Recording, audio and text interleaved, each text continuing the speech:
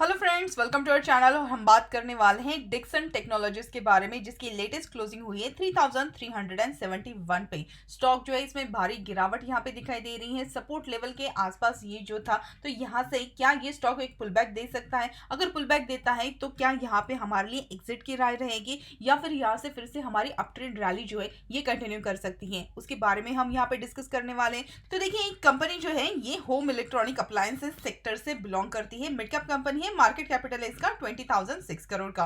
P ratio 125.21 है, जबकि sector P इसका 207.82 पे यहाँ पे ट्रेड करते हुए नजर आ रहा है। बहुत सारे लोगों की उम्मीदें हैं कि कंपनी जो है आने वाले फ्यूचर में मल्टी बैगर बन सकती है, लेकिन अभी के लिए चार्ट के हिसाब से हम यहाँ पे सपोर्ट और यहाँ पे जो टारगेट है उसके बारे में यहाँ पे जरूर बात करेंगे। तो देखिए, यहाँ पे कंपनी के फाइनेंशियल्स की अगर हम बात करें तो क्वार्टरली रिजल्ट्स यहाँ पे पहले देख लेते हैं। तो टोटल रेवेन्यू जो है यहाँ पे जून क्वार्टर से बढ़ते हुए हो गया है 3073 करोड़ का। एबिटा ये भी बढ़कर हो गया 103.67 करोड़। नेट इनकम भी बढ़कर हो गया है 46.38 करोड़, जबकि ये पिछले क्वार्टर से अगर हम कंपेयर करते हैं तो यहाँ पे घटते हुए नजर आया है। ईपीएस यहाँ पे पिछले क्वार्टर से घटते हुए हो गया है 7.90। मतलब यहाँ पे अगर कंपनी का हम परफॉर्मेंस देखते हैं तो यहाँ पे देखिए, नेट इनकम इनका पिछले क्वार्टर से घट चुका है। ईपीएस भी यहाँ पे घटते हुए नजर आया है, और ये दिसंबर क्वार्टर के रिजल्ट है। अगर हम यहाँ पे ईयर ऑन ईयर बेसिस की बात करते हैं तो ईयर ऑन ईयर बेसिस पे यहाँ पे देखिए टोटल रेवेन्यू बढ़ गया है, और उसी के साथ जो यहाँ पे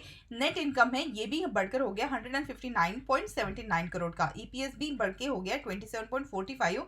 तो देखिए, ओवरऑल अगर हम यहाँ पे देखते हैं ईयर ऑन ईयर बेसिस पे कंपनी का जो परफॉर्मेंस है बहुत बढ़िया है। लेकिन अगर हम यहाँ पे क्वार्टरली रिजल्ट्स देखते हैं तो क्वार्टरली रिजल्ट्स में पिछले क्वार्टर के कंपैरिजन में अगर हम देखेंगे तो यहाँ पे इनका जो नेट इनकम और ईपीएस है घट चुका है। इस बार के जो क्वार्टरली रिजल्ट है अभी भी बाकी है, तो उसके ऊपर भी बहुत सारी चीजें डिपेंड करती हैं। अब शेयर होल्डिंग पैटर्न की अगर हम यहाँ पे बात करें तो देखिए, प्रोमोटर की होल्डिंग जो है 34.30% है। प्रोमोटर का कोई प्लेज नहीं है। Mutual fund 7.21%, DI 0.76%, FI 16.39%, retail and others यहाँ पे 41.33% की हिस्सेदारी लेकर चल रही है। सबसे ज्यादा हिस्सेदारी यहाँ पे रिटेल एंड अदर्स में दिखाई दे रही है। अब अगर हम यहाँ पे म्यूचुअल फंड्स की बात करें तो पिछले क्वार्टर के कंपैरिजन में म्यूचुअल फंड ने यहाँ पे अपनी जो होल्डिंग है बढ़ा दी है। इसके साथ अगर हम डीआईआई की बात करें तो डीआईआई ने भी 0.68 से बढ़ाकर कर दी है होल्डिंग 0.76, और फॉरेन इंस्टीट्यूशन ने अपनी जो होल्डिंग है घटा दी है। फॉरेन इंस्टीट्यूशन वैसे भी यहाँ पे कंटिन्यूसली सेल आउट ही करते हुए नजर आ रहे हैं, और यहाँ पे देखिए रिटेल एंड अदर्स यहाँ पे इनकी जो क्वांटिटी बढ़ते हुए नजर आई है। कंपनी की स्ट्रेंथ की अगर हम बात करें तो चार स्ट्रेंथ है, जिसमें कि कंपनी का लो डेप्ट है। रेवेन्यू यहाँ पे पिछले 2 क्वार्टर से इंक्रीज हो रहा है। नेट प्रॉफिट भी पिछले 2 साल से बढ़ रहे हैं, और कंपनी का 0 प्रोमोटर प्लेज है। लेकिन यहाँ पे वीकनेसेस देखिए, 10 वीकनेसेस नजर आ रही हैं। तो यहाँ पे कंपनी का जो 52 वीक लो लगा है, क्वार्टर ऑन क्वार्टर बेसिस और ईयर ऑन ईयर बेसिस पे कंपनी के नेट प्रॉफिट और प्रॉफिट मार्जिन घटते हुए नजर आ रहे हैं। प्रोमोटर ने अपनी जो शेयर होल्डिंग है डिक्रीज कर दी है। लो पेट्रोस की स्कोर है, और यहाँ पे कंपनी जो है कैश जनरेट नहीं कर पा रही है। कंपनी का जो प्रॉफिट मार्जिन और नेट प्रॉफिट है ईयर ऑन ईयर बेसिस पे घटते हुए नजर आ रहा है। वीक परफॉर्मर है। स्टॉक ने एक मंथ में 20% से भी ज्यादा यहाँ पे लॉस किया है। वीक मोमेंटम है प्राइस में। तो यहाँ पे देखिए, ओवरऑल अगर हम देखते हैं तो चार्ट में भी हमें वीकनेस ही नजर आता है। रिटर्न रेशियोज की बात करते हैं तो आरओई 21.67%, आरओसी 25.07%, आरओए 5.61%। पिछले साल से अगर हम कंपेयर करें तो ये यहाँ पे घटते हुए नजर आई है। ग्रोथ रेशियोज में अगर हम 3 साल का सीएजीआर देखते हैं तो ये यहाँ पे इंप्रूव हुआ है 61.98, जबकि पिछले साल ये था 59.16% का। अब यहाँ पे हम बात करते हैं कंपनी के टेक्निकल चार्ट के बारे में। तो देखिए, यहाँ पे मैंने इसका टेक्निकल चार्ट में डेली चार्ट ओपन किया है, और जैसे कि आप देख रहे हैं यहाँ पे जो स्टॉक है इसने हाई बनाए थे 6205 के आसपास, और वहां पे देखिए उसके बाद ये जो स्टॉक है यहाँ पे मैंने एक रेजिस्टेंस ट्रेंड लाइन बनाई है, और उसी के साथ ये हमारी एक सपोर्ट ट्रेंड लाइन है शॉर्ट ड्यूरेशन के लिए, और यहाँ पे ये बन गया है symmetrical triangle pattern. Symmetrical triangle pattern जो होता है ये यहाँ पे डायरेक्शन लेस होता है। मतलब अगर ऊपर की जो रेजिस्टेंस ट्रेंड लाइन है इसका अगर ब्रेकआउट मिले तो यहाँ से अप ट्रेंड है, लेकिन अगर हमारी जो सपोर्ट ट्रेंड लाइन है इसका अगर ब्रेकडाउन मिले तो यहाँ से स्टॉक जो है नीचे की तरफ फिसलते हुए जा सकता है। तो देखिए, यहाँ पे जो हमारी सपोर्ट ट्रेंड लाइन थी इसका ब्रेकडाउन इसने दे दिया, और उसके बाद जो स्टॉक है इसमें भारी गिरावट हमें दिखाई दी। जैसे कि आप यहाँ पे देख रहे हैं, एक सपोर्ट ट्रेंड लाइन मैंने ड्रॉ करके रखी है जिसके लेवल है 3765 के। स्टॉक जो है यहाँ पे गिरते हुए यहाँ पे आया, लेकिन यहाँ से इसने एक राउंडिंग बॉटम फॉर्मेशन करते हुए ये जो हमारा 200 मूविंग एवरेज है इसका, देखिए कंटिन्यूसली हमें एक रेजिस्टेंस ही मिल रहा है। यहाँ पे भी जो स्टॉक है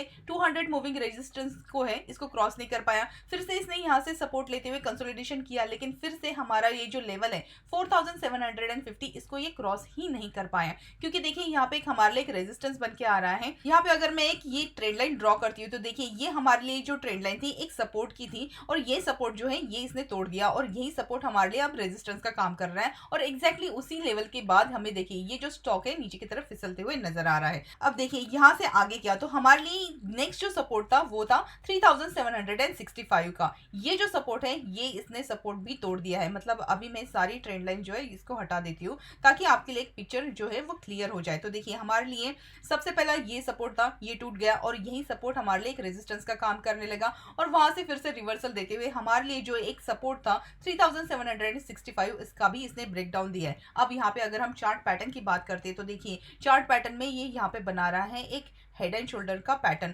और हेड एंड शोल्डर का पैटर्न जो है इसका नेकलाइन भी है, इसने यहाँ पे ब्रेक डाउन दे दिया है। मतलब चार्ट जो है यहाँ पे वीकनेस जो है कंटिन्यू रह सकता है। अगर स्टॉक यहाँ पे पुल बैक देगा अभी तो यहाँ पे फिर से हमारे लिए ये जो हमारी रेजिस्टेंस ट्रेंड लाइन है जिसके लेवल है 3765 के, यहाँ से फिर से ये सेलिंग प्रेशर क्रिएट करते हुए स्टॉक जो है नीचे की तरफ जाते हुए नजर आ सकता है। क्योंकि यहाँ पे जो हेड एंड शोल्डर पैटर्न है अगर हम उसके टारगेट की बात करें तो स्टॉक जो है यहाँ पे 2738 के आसपास जाने के चांसेस हैं। और अगर आने वाले ड्यूरेशन में ये जो स्टॉक है 2738 इसका भी ब्रेक डाउन दे देता है तो उसके बाद हमारे पास जो सपोर्ट है वो रहेगा यहाँ पे 2000 का। क्योंकि देखिए जो स्टॉक है इसने यहाँ पे बहुत अच्छी लंबी रैली दी है, 6250 के आसपास इसने हाई बनाए हैं। तो इतनी लंबी तेजी के बाद ये जो स्टॉक है अभी भी ओवर वैल्यूएटेड है, तो यहाँ पे स्टॉक में बाय करने की रिकमेंडेशन तो यहाँ पे नहीं रहेगी। लेकिन अगर आप इसमें फंसे हुए हैं और अगर आपको यहाँ पे पुल बैक मिलता है तो वहाँ पे एक एग्जिट की राय रहेगी, क्योंकि चार्ट स्ट्रक्चर जो है वो यहाँ पे वीक नजर आ रहा है। अब यहाँ पे बाइंग कब करनी चाहिए, तो देखिए यहाँ पे अगर आप देखते हैं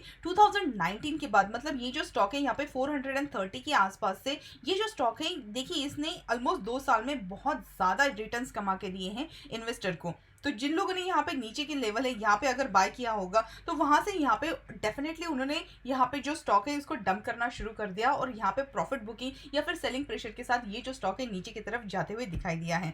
तो चार्ट में अभी भी वीकनेस है। तो जैसे कि हम अगर इंडिकेटर्स की बात करें तो देखिए यहाँ पे एक बेयरिश क्रॉसओवर हो चुका है स्टॉक में। अगर आप देखते हैं तो यहाँ पे जो हमारी 20 मूविंग एवरेज है इसने यहाँ पे 200 मूविंग एवरेज को यहाँ पे नीचे की तरफ क्रॉस किया है, जो कि एक बेयरिश क्रॉसओवर है। और बेयरिश क्रॉसओवर में ये जो स्टॉक है नीचे की तरफ फिसलते हुए ज्यादा दिखाई दे सकता है। अगर ये स्टॉक को किसी को बाय करना है लॉन्ग टर्म इन्वेस्टमेंट के हिसाब से तो यहाँ पे अगर आपको ये स्टॉक 2738 के आसपास मिलता है तो यहाँ पे आपको वेट एंड वॉच करना पड़ेगा। क्या ये जो स्टॉक है ये लेवल जो है क्या ये सस्टेन कर पाता है। अगर ये सस्टेन करता है और वहां से अगर पुल बैक दिखाने लगता है तो आप यहाँ पे कुछ क्वांटिटी में बाय करके चल सकते हैं। लेकिन हमारे लिए जो सपोर्ट है यही हमारे लिए स्टॉप लॉस रहेगा, क्योंकि अगर ये जो स्टॉक है इसके नीचे अगर फिसलता है तो उसके बाद हमें फिर से 2000 के लेवल भी दिखाई दे सकते हैं। तो ये तो था हमारा रिसर्च और एनालिसिस डिक्सन पे। तो अगर ये वीडियो आपको पसंद आए तो हमें कमेंट सेक्शन में जरूर बताइएगा, और अगर हमारे चैनल पे फर्स्ट टाइम है तो चैनल को सब्सक्राइब करके बेल आइकन दबाना मत भूलिएगा। मिलते हैं अगले वीडियो में। Thank you so much.